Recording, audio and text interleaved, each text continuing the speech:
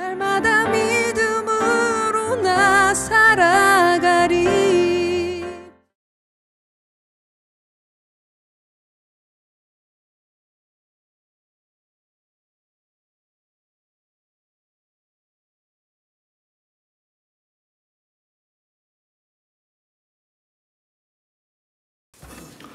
여러분, 진짜 하나님이 우리와 함께 계시고 하나님이 살아계시고 하나님 나와 내 안에서 역사하시고 나를 떠난 적이 없다. 그 믿음이 분명하면 어떤 일이 일어나겠습니까?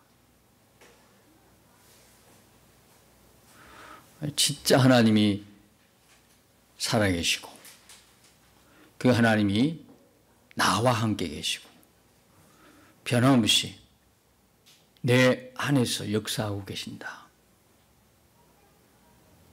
그 믿음이 분명하면 할수록 어떤 일이 벌어질까요?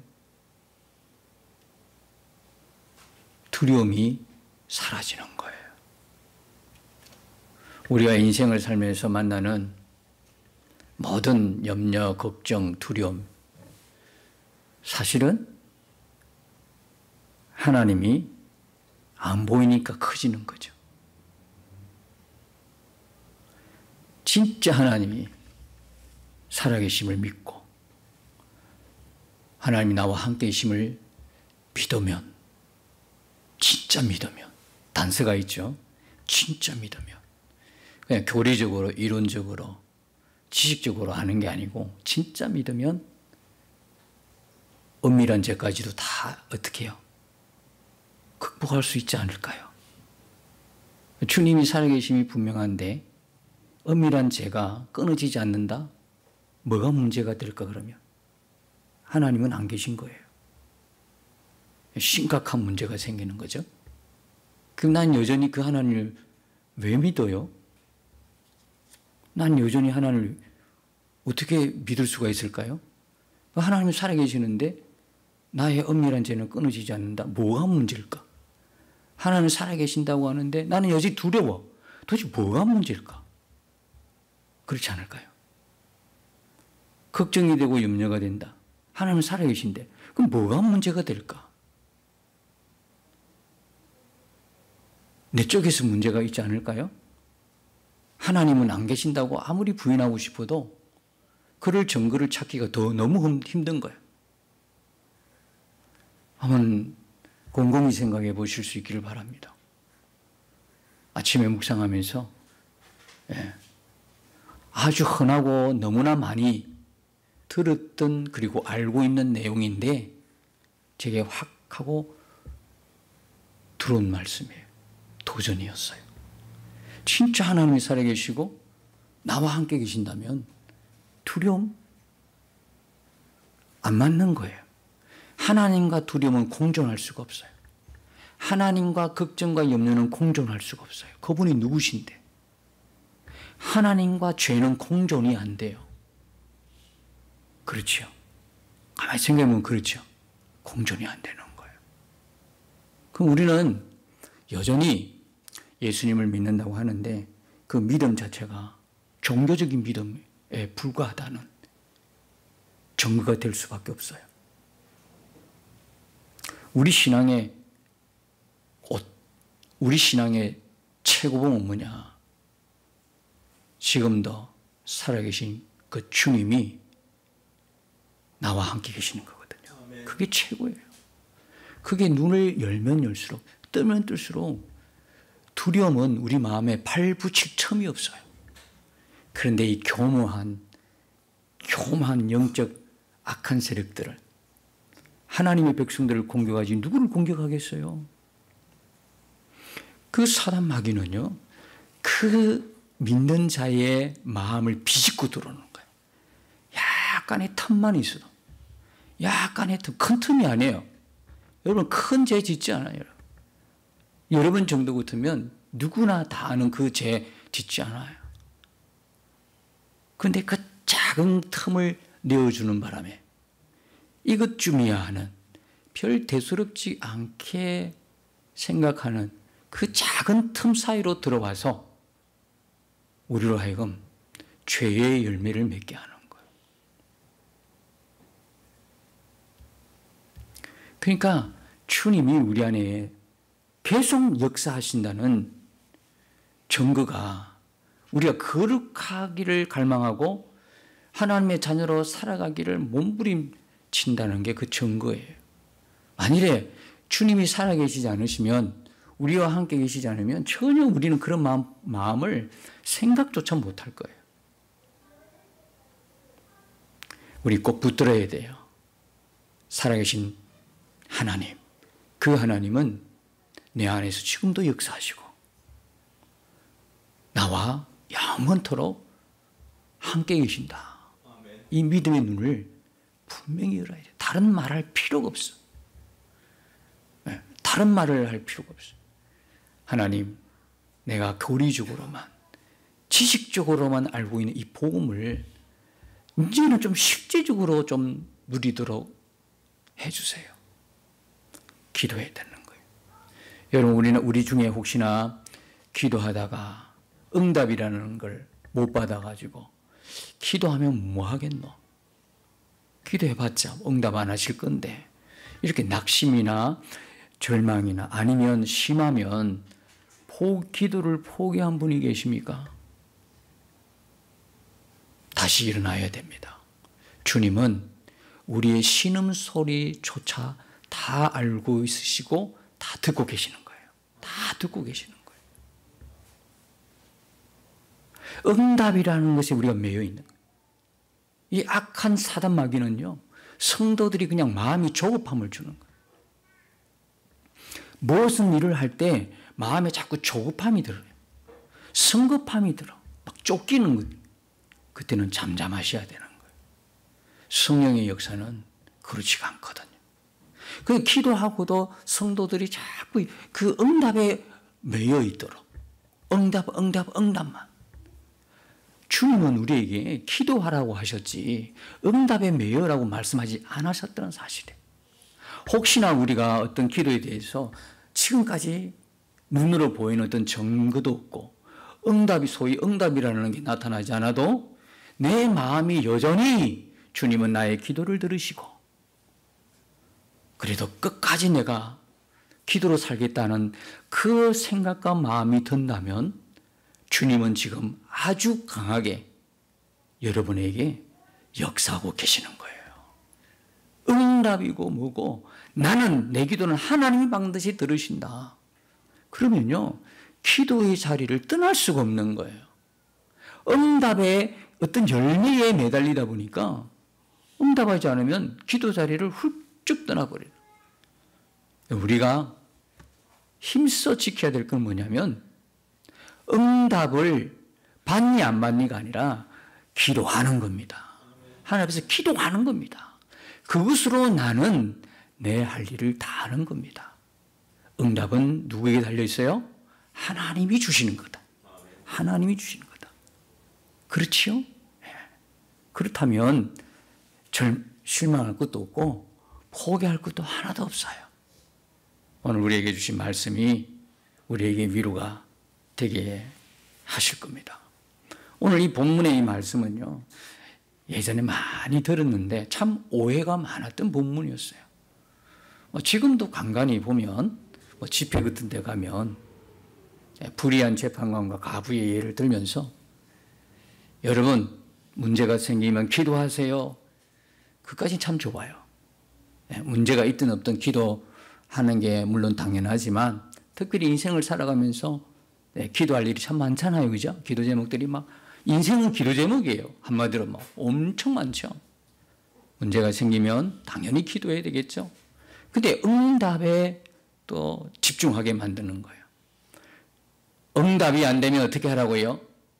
이 불의한 재판관과 가부의 비유를 통해서 하나님 앞에 매달리세요. 강청하세요. 간절하게, 더 간절하게. 그것도 안 되면 어떻게? 금식하면서 기도하고, 그것도 안 되면 작정해서 기도하고, 다 한 번씩 해봤잖아요. 그죠? 그것도 안 되면 미리 받은 줄로 알고 감사한금 드리고 기도하십시오. 저도 해봤고 그런 말씀도 많이 들었는데요. 오늘 이 말씀은 그 말씀이 아니에요. 오히려 하나님 앞에 나갈 때 금식하고 또 뭡니까 작정하고 하지 말은 소리는 아닌데 잘못 오해가 될까 싶어서 말씀드리는 거예요. 만일에 그렇게 해서 응답하실 하나님으로 믿는다면 그 하나님을 뭐와 똑같이 동일시하냐면 여기 오늘 비유해 놓은 불의한 재판관과 똑같이 보는 거예요. 하나님은 그런 분이 아니세요. 하나님은 귀가 어두우셔가지고 또 눈이 어두우셔가지고 말이 어두워가지고 잘 못 듣거나 잘 보지 못하거나 잘못 말하고 있는 분이 아니에요. 우리가 아무리 속삭여도 마음의 생각만 품어도 하나님은 다 알고 계셔요. 그런 분이에요. 한 말 또 하고 또 해야 하나님이 정성이 참 기특하다. 그래서 내가 너에게 응답하겠다. 그런 분이 아니세요. 좌절과 절망 속에 탄식하면서 내 마음에 탄식하면서 내뱉는 그 신음조차도 하나님은 다 듣고 계세요. 그런데 거기다가 하나님을 불의한 재판관처럼 어느 도시에 불의한 재판관이 있는데 가부가 원한을 풀어달라고 추야로 그냥 틈만 나면 와서 하니까 너무 귀찮고 번거롭잖아요. 그 재판관은 누구냐면 성경에 보니까 하나님도 몰라. 사람도 무시해. 하나님의 자녀가 아니야. 하나님 믿는 사람이 아니잖아요. 이방인 재판관 중에 아주 인격적으로 도덕적으로도 윤리적으로도 좋지 않은 사람이에요. 그런 사람이 가부가 밤낮으로 와가지고 시간만 나면 틈만 나면 와서 그렇게 쪼르니까 업무도 못 볼 만큼 쪼르니까 번거롭잖아. 귀찮잖아. 그러니까 나중에 어떻게 해요? 결국은 귀찮아서라도 응답하겠다 이 이야기잖아요. 그렇죠? 근데 하나님을 거기에다가 비유해가지고 기도 응답이 안 되십니까? 여러분 기도에 정성이 부족해요. 정성을 들이세요. 더 간절하게 기도하세요. 아니 현금을 내고 기도하시라고 작정해서 기도하시고 그래서 기도 배불러 등 따시고 그렇게 해서 기도해도 되겠습니까? 금식하셔요. 금식. 일주일 금식하세요. 뭐. 기도원을 조금 가보신 분은 다 익히 아는 내용이잖아요. 기도원을 폄훼하는 게 아니고요. 오늘 이 본문을 통해서 하나님을 바로 알자고요. 하나님은 그렇게 해서 응답해 주신다 그러면 그 하나님은 불의한 재판관과 뭐가 달라요? 똑같이. 안 그래요? 다른 거 하나도 없어요. 오늘 이 본문의 제목은 뭐냐면 기도가 아니에요. 그렇게 매달려 강청하고 간절하게 기도하라는 게 주제가 아니고요. 그 주제가 1절에 바로 나오는 거예요. 1절이 뭐예요? 예수께서 그들이 누구예요? 제자들에게 항상 기도하고 낙심하지 말아야 할 것을 비유로 말씀하여. 그러니까 강청기도 간절한 기도가 주제가 아니에요. 뭐가 주제예요? 기도하고 낙심하지 말아라. 기도하고 낙심하지 말아라. 8절 끝에 보면 말씀이냐면 내가 너에게 이르노니 속히 그 원한을 풀어주시리라. 그러나 인자가 올 때 세상에서 믿음을 보겠느냐? 예수님 다시 오실 때 믿음이 없다는 거. 그 믿음이 어떤 믿음이 없다는 거예요? 기도하고 낙심하지 않는, 다시 말하면 믿음. 기도하는데 믿음 없이 아무런 믿음이 없어. 믿음의 내용조차가 없어. 하나님이 내 기도를 반드시 들으신다. 하나님은 살아계신다. 하나님은 나의 모든 걸 응답하신다. 그런 거에 대한 전혀 기도에 대한 믿음이 없는 거예요. 믿음을 보시겠느냐? 세상에서 믿음을 보시겠느냐? 인자가 올 때에. 그래서 항상 기도하고 낙심하지 말아야 된다. 이게 주제입니다. 근데 이렇게 말씀하시는 이유가 있어요. 여러분, 우리가 이 누가복음 18장에 배경을 잘 아셔야 돼요. 누가복음 18장의 이 배경은 뭘까요? 예수님이 지금 예루살렘으로 올라가는 그 과정 속에 있어요. 제가 늘 여러분들에게 말씀드린 부분이 있죠. 복음서를 보는 기준을 딱 말씀드렸었어요. 복음서의 중간에는요, 뭐가 있어요? 항상 마태, 마가, 누가 16장 그리고 8장, 9장이죠. 마태복음 16장에 나오죠. 마가복음 8장에 나오죠. 누가복음 9장에 나오는데요. 그 기준에 딱 중심에 뭐가 있냐면 너희는 나를 누구라 하느냐 아시죠? 그 질문을 제자들에게 던지는 게 그 중심에 있어요. 세상 사람들은 나를 누구냐 이렇게 물어봤더니 엘리야입니다. 그죠? 요한입니다. 아니면 선지자의 한 분입니다. 라고 세상 사람들은 말하는데, 그래서 너희들은 나와 나를 같이 이렇게 동고동락에 있던 너희들, 제자들 보고 너희는 나를 누구냐 하느냐, 누구라 하느냐라고 질문했을 때 마태복음에서는 베드로가 뭐라 그래요? 주는 그리스도의 살아계신 하나님의 아들이십니다. 마가복음에서는 뭐예요? 주는 그리스도이십니다. 누가복음에서는요? 하나님의 그리스도이십니다.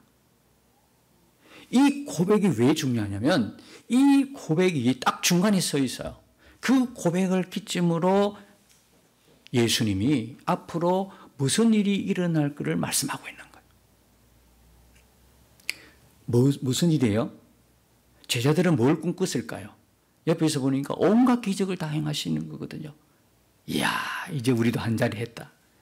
이분이 우리를 구원할 이 나라에 이스라엘에 구원자로 오셨구나. 왕으로 오셨다.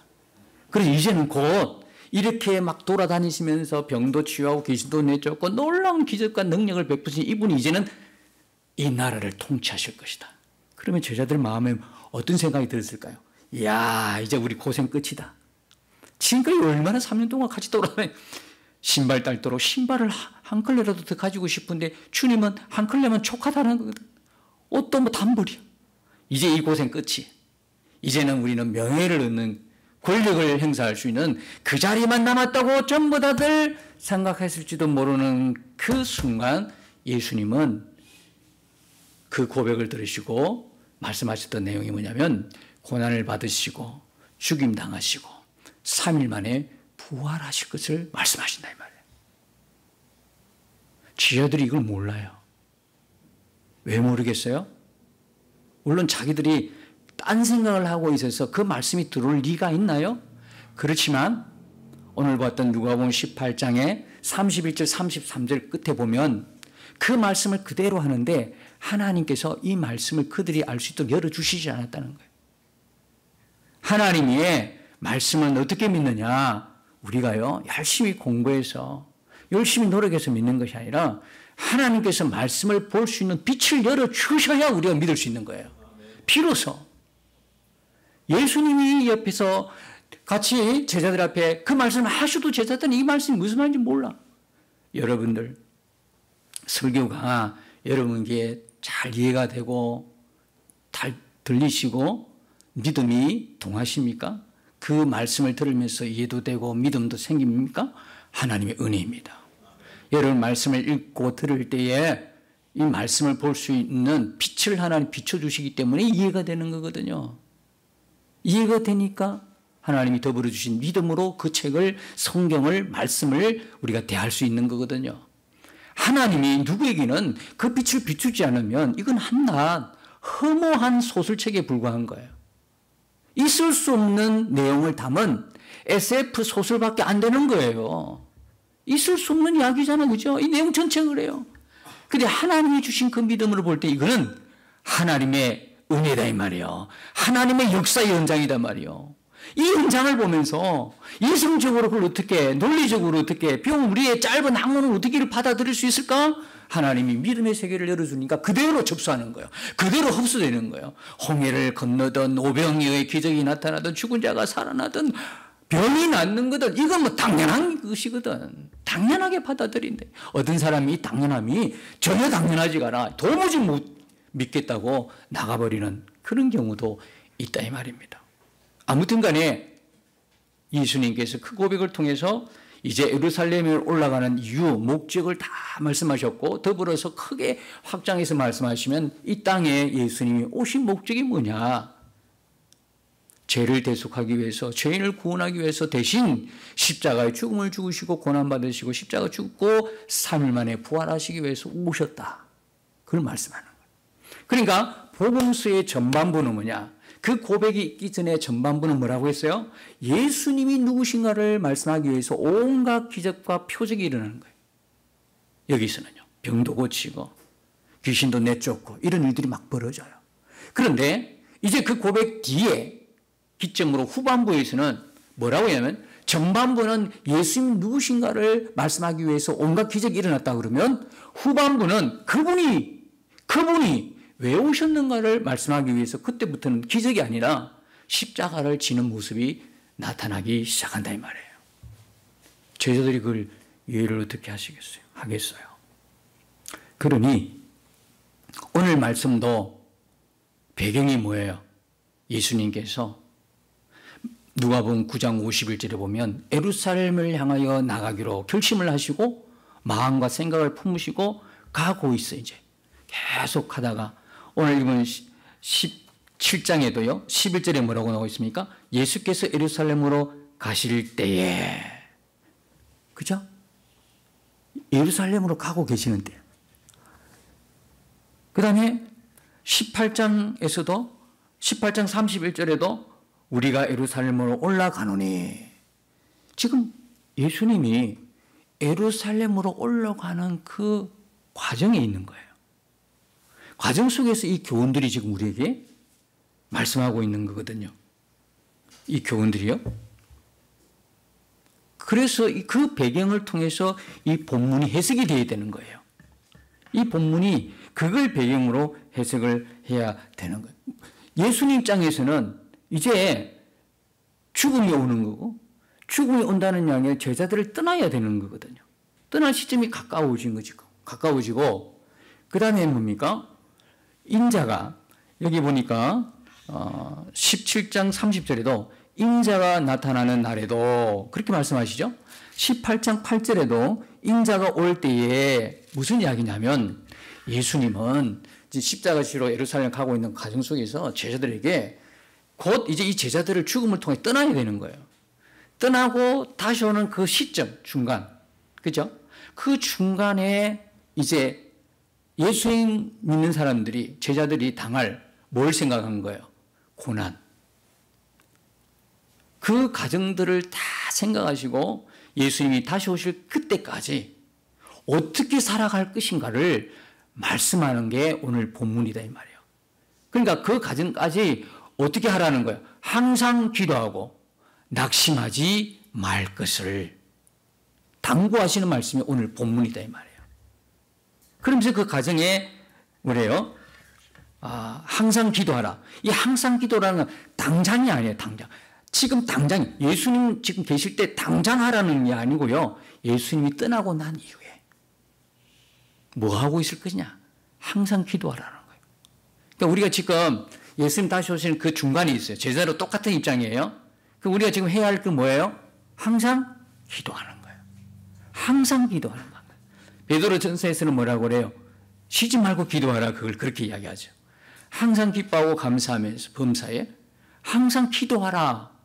그 메시지를 우리가 받는 거예요. 지금 당장이 아니어도 예수님이 떠나시고 없을 때를 대비하신 말씀이 항상 기도하라. 그리고 낙심하지 말아라. 그 말씀이에요. 자, 여러분 아시다시피 기도라는 것은 뭡니까?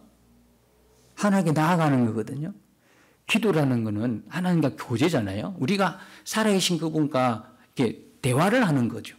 교제하는 거잖아요. 그런데 여러분 잘 아시다시피 우리가 하나님께로 나아갈 수 있는 길이 다 차단됐어요. 뭐 때문에요? 죄 때문에요.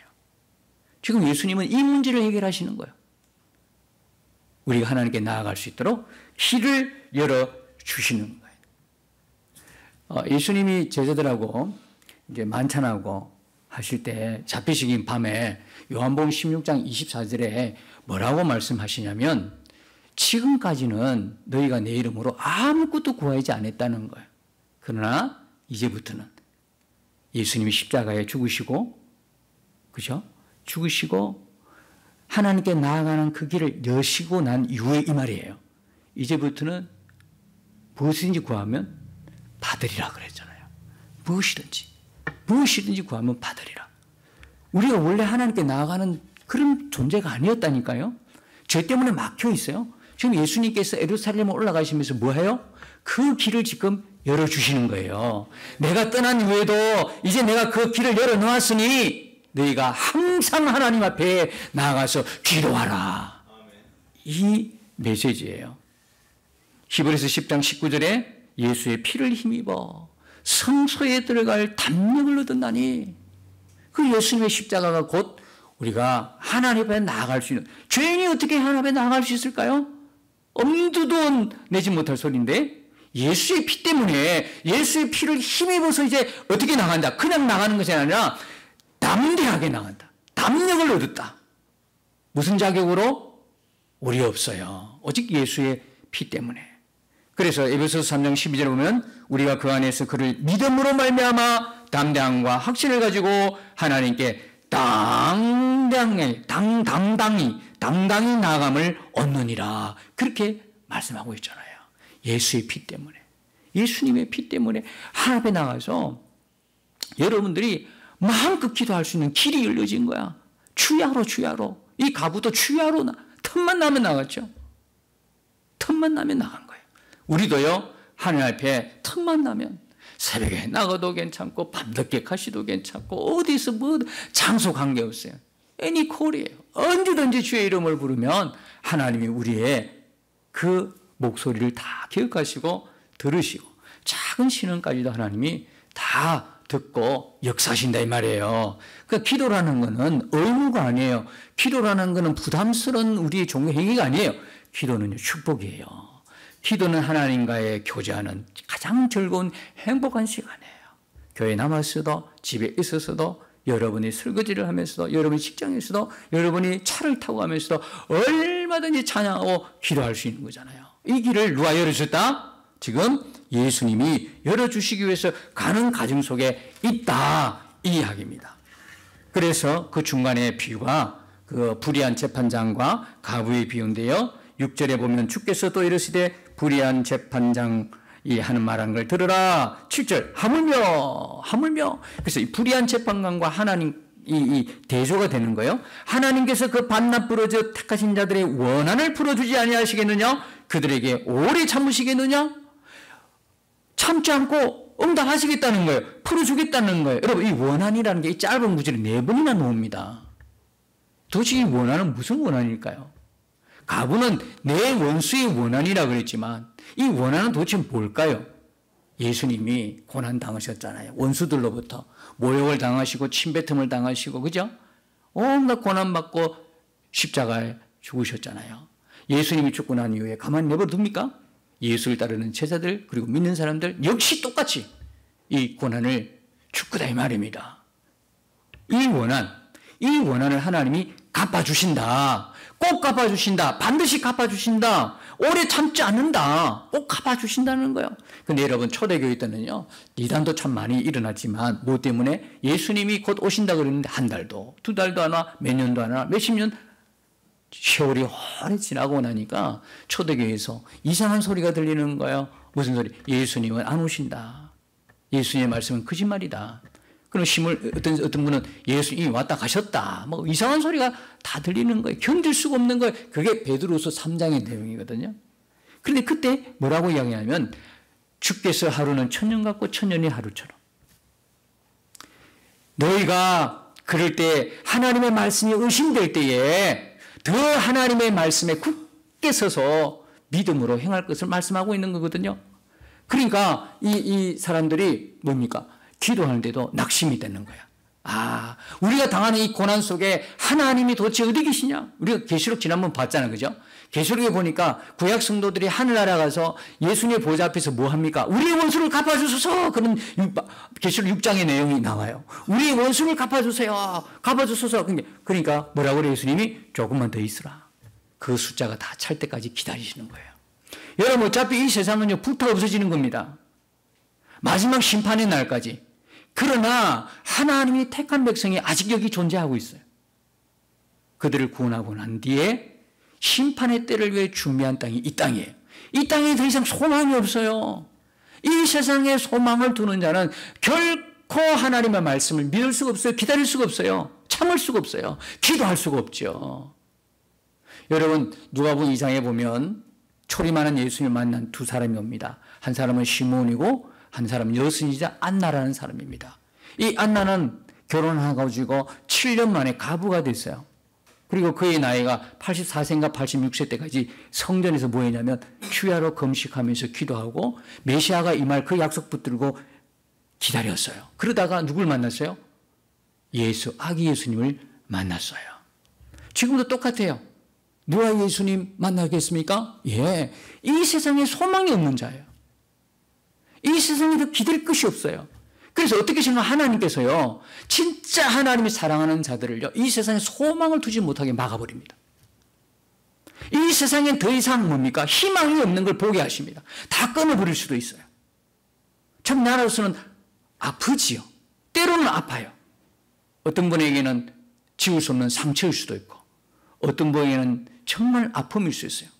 가족 간에도 있을 수도 있고, 내 사랑하는 사람들과 있을 수도 있고, 이웃과도 있을 수 있고, 그건 우리 삶의 다양한 부분에 있어서 하나님이 사랑하는 자를 세상에 미련두고 세상 속에, 하늘 사람인데 세상에 빠져가지고 세상에 더 모든 관심과 사랑을 붓다가 예수님 오시는 거에 대해 전혀 무관하게 살아가는 그 안타까움을 하나님이 보지 않으셔서 진짜 사랑하는 택한 백성들은 알게 하시는, 깨닫게 하시는 거예요. 세상에 소망이 없다는 거. 여러분도 그렇게 생각하십니까? 세상에 희망입니까? 세상이 앞으로 더 잘 될 것 같습니까? 인간적으로는 잘 될 것처럼 보이지만 믿음의 눈으로 보면 지금이 하나님의 심판의 때가 점점 가까워지고 있는 때입니다. 더 이상 세상은 소망이 없어요.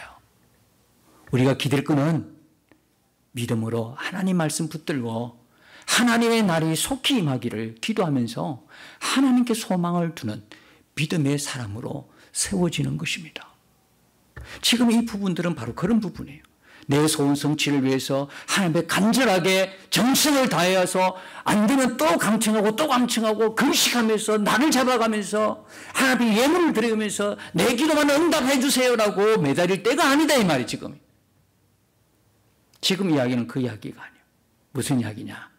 인자가 올 때 세상에 믿음을 보겠느냐 하실 때 그 믿음은 뭐냐? 하나님이 살아계신 것과 하나님은 내 기도를 들으신 것과 하나님은 반드시 나의 원한을 갚아주신 것과 내가 믿음으로 살아왔던 이 인내하고 참고 견디며 하나님의 말씀만 붙들고 왔던 수많은 아픔의 세월들을 하나님이 보상해 줄 것과 하나님은 반드시 다시 오실 것과 이 믿음이에요. 이 믿음이 주님 오시는 그날에 봐도 없다는 거야. 여러분, 우리가 반드시 오늘 말씀을 통해서 반드시 붙들어야 됩니다. 하나님은 살아계신 것과 하나님 내가 기도하면 반드시 그분은 들어주신 것과 하나님은 나의 기도에 응답하시는 분이고 하나님은 다시 오시는 우리 주 예수 그리스도이심을 반드시 여러분들이 믿고 말씀 붙들고 우리의 삶 속에 일어난 여러 가지 죄의 유혹이나 그리고 아픔과 상처를 주님께 맡기면서 기도하면서 믿음으로 날마다 한 발짝 한 발짝 주님과 동행하며 걸어갈 때 훗날에 우리를 보고 주님이 얼마나 기뻐하실까? 우리를 보면서 하나님께서 얼마나 좋아하실까?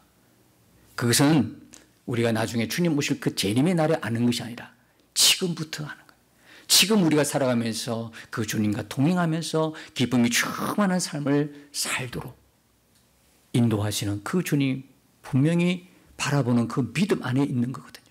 그래서 여러분 우리가 이제 이 한 주간도 오늘 말씀을 다 여러분 붙드시고 여러분 삶 속에 늘 함께 계시는 그 예수님을 바라보면서 믿음으로 온전하게 동행하면서 그렇죠? 행복한 한 주간 되실 수 있기를 예수님 이름으로 축복합니다. 주와 함께 싸워 승리하리라. 날마다 믿음으로 나 살아가리.